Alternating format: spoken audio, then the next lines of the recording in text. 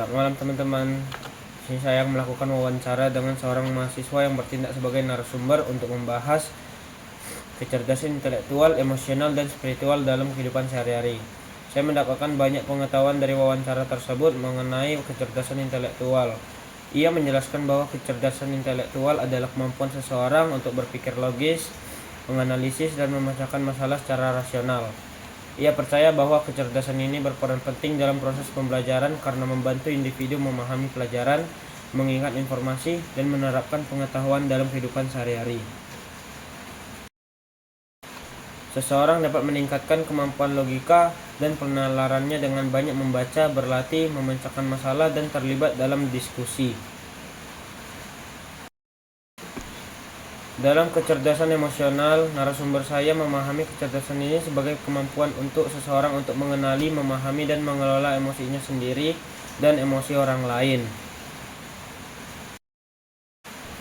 Ia juga menyatakan bahwa empati merupakan bagian penting dari kecerdasan emosional karena menurutnya melalui empati seseorang dapat memahami dan merasakan perasaan orang lain dalam konteks kolaborasi kelompok.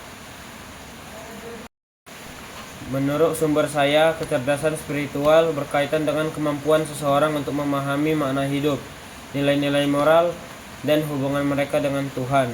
Ia percaya bahwa kecerdasan spiritual tercermin dalam perilaku seperti bersyukur, berdoa dengan tulus, dan membantu sesama dengan tulus. Menurutnya, nilai-nilai dan keyakinan agama juga berperan penting dalam membentuk kecerdasan spiritual karena membimbing individu untuk berperilaku baik dan beretika. Jadi, meskipun kecerdasan memainkan peran penting dalam membentuk kepribadian dan kesuksesan seseorang, kecerdasan intelektual membantu individu berpikir logis, menganalisis, dan memecahkan masalah secara rasional dan berdampak signifikan pada prestasi akademik dan kemampuan belajar. Sementara itu, kecerdasan emosional membantu seseorang mengenali dan mengendalikan emosi, membangun hubungan sosial dan harmonis. Dengan memiliki spiritual yang baik, seseorang mampu menghadapi cobaan dengan sabar, ikhlas, dan menjalani hidup dengan rasa syukur dan keyakinan positif. Oleh karena itu, keseimbangan antara kecerdasan emosional dan spiritual sangat penting bagi seseorang untuk tidak hanya cerdas secara intelektual, tetapi menurut sumber saya juga memiliki emosi yang stabil dan jiwa yang tenang, sehingga mencapai kesuksesan dan kebahagiaan hidup yang utuh. Memiliki kesadaran spiritual yang tinggi berarti individu akan lebih peka terhadap nilai-nilai moral dan memiliki rasa tanggung jawab yang besar atas perilaku dan tindakannya. Sekian presentasi saya, terima kasih. Selamat malam teman-teman. Di sini saya akan mewawancarai seorang narasumber bernama Galen. Baik, saya akan melanjutkan pertanyaannya. Pertama, apa yang dimaksud dengan kecerdasan intelektual? Kemampuan berpikir logis, menganalisis, dan memecahkan masalah. Yang kedua, bagaimana peran kecerdasan intelektual dalam proses belajar? Membantu memahami pelajaran, mengingat informasi, dan menerapkan pengetahuan. Yang ketiga, bagaimana cara seseorang meningkatkan kemampuan logika dan penalarannya? Dengan banyak membaca, berlatih soal, dan berdiskusi secara ilmiah. Yang keempat, apa hubungan antara kecerdasan intelektual dengan prestasi akademik? Semakin tinggi IQ, biasanya semakin baik prestasi di akademinya. Yang kelima, jelaskan contoh perilaku seorang yang memiliki kecerdasan intelektual tinggi.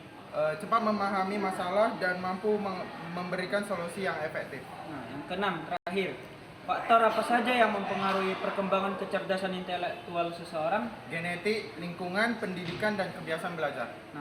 Yang B, kecerdasan emosional. Yang pertama, mengapa kemampuan mengenali emosi diri sendiri penting dalam kehidupan sosial?